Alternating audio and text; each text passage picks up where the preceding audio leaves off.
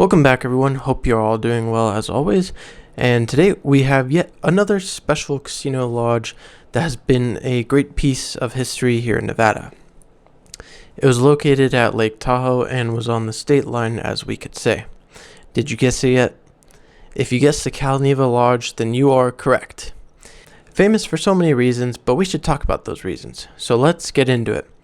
It was originally opened in 1926 by a businessman who called San Francisco home. Reportedly, he mainly used the Cal-Neva to entertain friends and guests. He wouldn't be the owner for too long, though. He ended up losing nearly everything he owned during the stock market crash of 1929. David Schwartz states in his book Roll the Bones that for years the preeminent Tahoe club was the Cal-Neva Lodge, which had first operated in the 1920s by straddling the border. When Nevada authorities raided, all gambling equipment was moved to the California side of the property, and when California troopers threatened it, it was shifted back to Nevada. In the 30s, new owners would take over and obtain a gaming license, making it an instant hit around Lake Tahoe and northern Nevada. This was a very early point in Nevada's gaming history, that's for sure, as there weren't too many clubs and casinos around where you could go gamble. Clara Bow would go there during these times as well, and there was a reported scandal against her where she was said to be passing almost $14,000 in canceled checks, or I'm guessing chips at the time, to pay off her gambling debts.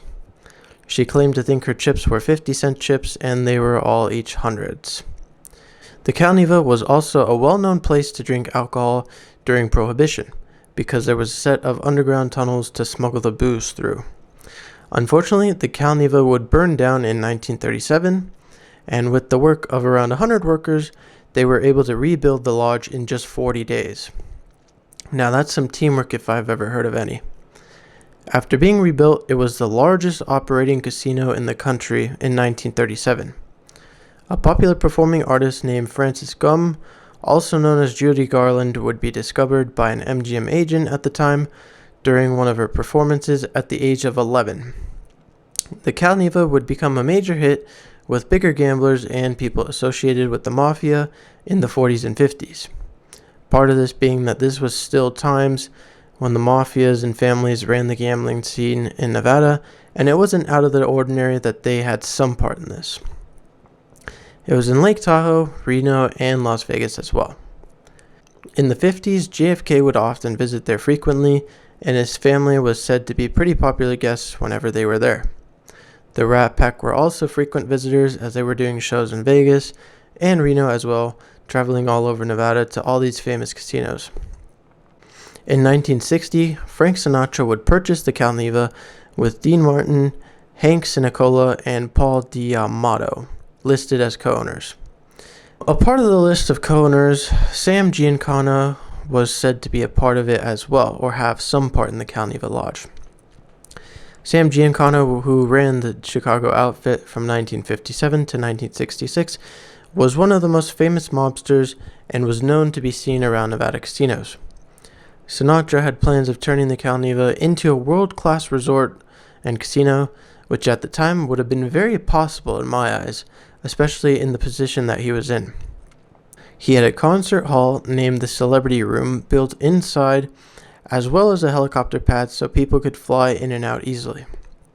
Sinatra was said to design that room so that he could stand in the middle of the stage and only have to whisper to be heard in every corner of the room. It was said that he also had more secret tunnels built into it, but I believe that they used the same tunnels used during Prohibition, and they were just modified. They had carpets installed and were lined with brick, leading popular celebrities and Sinatra himself to his office, the helicopter pad, and lakeside bungalows without being detected by paparazzi and fans.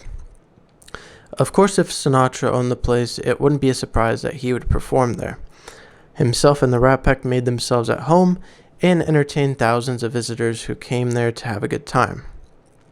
Other popular celebrities to be seen there were Marilyn Monroe, Joe DiMaggio, and others as well. The Cal-Neva was booming at this time, and I'd say this was the golden era of the Cal-Neva itself. It had grown to 11 cottages and 55 rooms included to all of the other additions that Sinatra had made.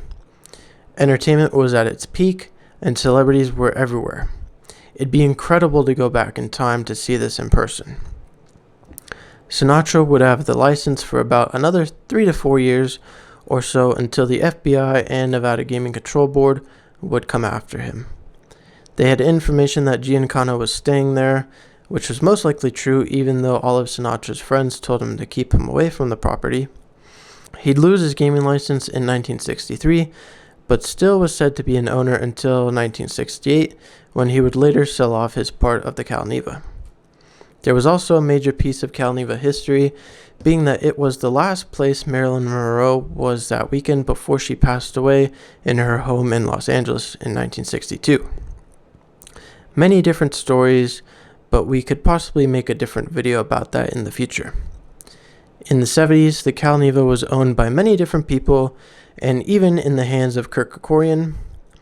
Kerkorian, who at this time was making major moves in other parts of Nevada, like Las Vegas, where he was building the MGM Grand, which would become the world's largest casino.